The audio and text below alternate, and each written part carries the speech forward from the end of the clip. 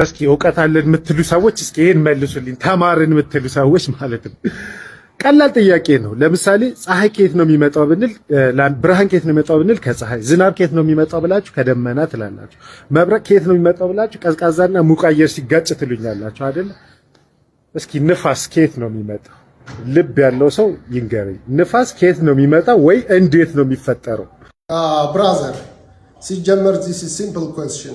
This is not a big question. ጥያቄው ትክክል አይደለም። የአየር ምንጭ ምንድነው ካልክ አየር ምንጩ ይታወቃል፣ ግልጽ ነው። የንፋስ ምንጭ ምንድነው ካልክ የንፋስ ምንጭ ምንድነው አይባልም። ንፋስ የተረበሸ አየር ስለሆነ ንፋስ ማለት ሚንቀሳቀስ አየር ወይም የተረበሸ አየር ነው። እና ምንድነው ንፋስን አየርን የሚያንቀሳቅሰው ብለህ ካልክ ለዛ መልስ አለው።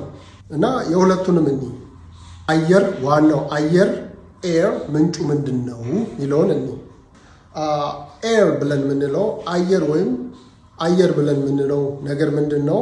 99% ኦክሲጅን እና ናይትሮጅን ነው።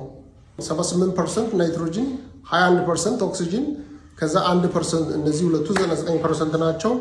1%ቶች ትሬስ ኤሌመንት የሚባሉ አርገን፣ ካርቦን ዳይኦክሳይድ ምናምን ማአት አሉ። እና ዋናዎቹን 99ን የአየር ምንጭ ምንድነው የሚለውን ጥያቄ ስናይ የኦክሲጅን እና የናይትሮጅን ምንጭ ምንድነው? የኦክሲጅን ግልጽ ነው።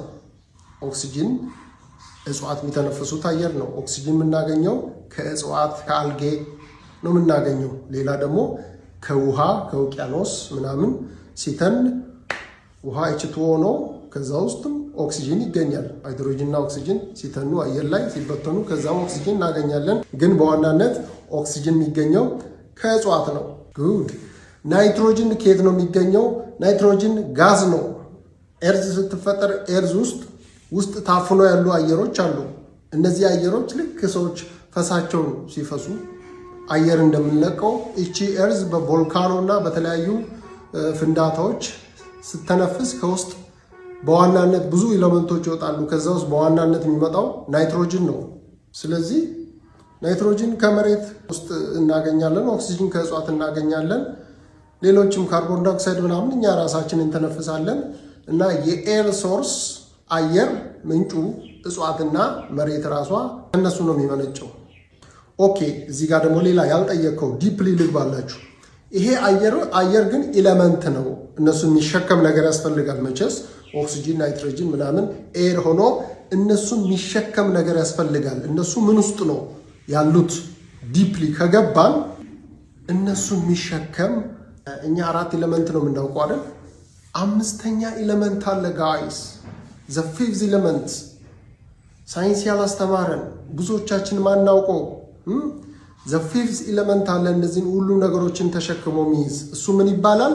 ኢተር ይባላል። ኢተር። ይሄኛው አሁን ያለንበት ሲስተም ኢተርን እንድናውቅ አይፈቅድም። ኢተር ዘ ፊፍዝ ኤሌመንት ይባላል። ይሄ ፊፍዝ ኤሌመንት ሌሎች ኤሌመንቶችን ሁሉ እንደ ኮንቴይነር ሚዝ ነገር ነው።